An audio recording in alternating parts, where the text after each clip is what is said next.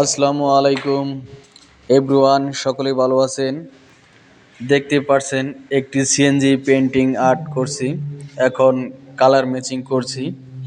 Navy blue থেকে আকাশি colour.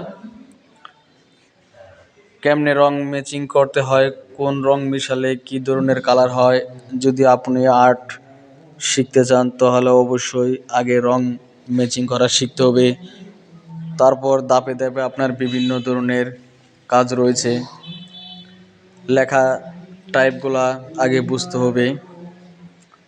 লেখার অনেক টাইপ রয়েছে, এখানে রানা এক ধরনের টাইপ দেওয়া হয়েছে, পরিবহন আরেক ধরনের টাইপ দেওয়া হয়েছে। বিভিন্ন টাইপে লিখতে হয় যারা কমার্শিয়াল আর্ট রয়েছেন। তাই আমি একটি সিএনজি পেন্টিংয়ের মাঝে আপনাদের বুঝিয়ে দিব যে কী ধরনের লেখায় সিএনজিতে আপনার সৌন্দর্য বাড়িয়ে দেয় বা কী ধরনের ডিজাইনে।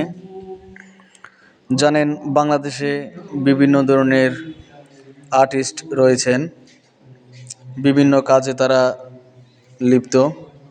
কেউ সাইনবোর্ড, ব্যানার, কেউ বাসা বাড়িতে, কেউ বা কম্পিউটারের গ্রাফিক্স, কেউ যারা এই ধরনের গাড়ির কাজ করেন।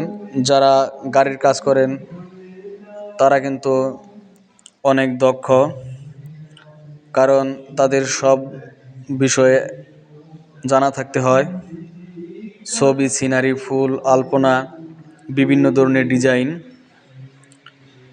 যারা ট্রাক, সিএনজি, বিভিন্ন ধরনের গাড়িতে ডিজাইন, সিনারি, আলপনা বা বিভিন্ন ধরনের মডেল তৈরি করে থাকেন, তাদের কিন্তু এক্সপার্ট থাকতে হয় বেশি। যারা সাইনবোর্ড লেখেন তাদের ওই লেখার বিষয়ে তাদের ধারণা থাকতে হয়। ধারণা না থাকলে লেখার বর্ণ ক্লিয়ার করা যায় না।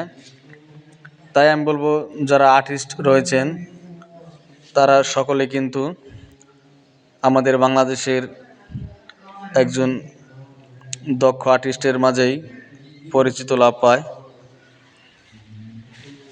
তাই আমি কোনো আর্টিস্টকে ছোটো করব না, সকল আর্টিস্ট ভালো। আমাদের বাংলাদেশে বা বিভিন্ন দেশে যারা আর্ট রয়েছেন তারা যার যার মতোই কাজ করেন। কেউ নিজে শিখেন, কেউ উস্তাদ ধরে শিখেন, কেউ আর্ট কলেজ থেকে শিখেন। তো আমি বলবো কাজ শিখে কাজ করার জন্য। উস্তাদ ছাড়া বিদ্যা নেই, এটাই বাস্তব।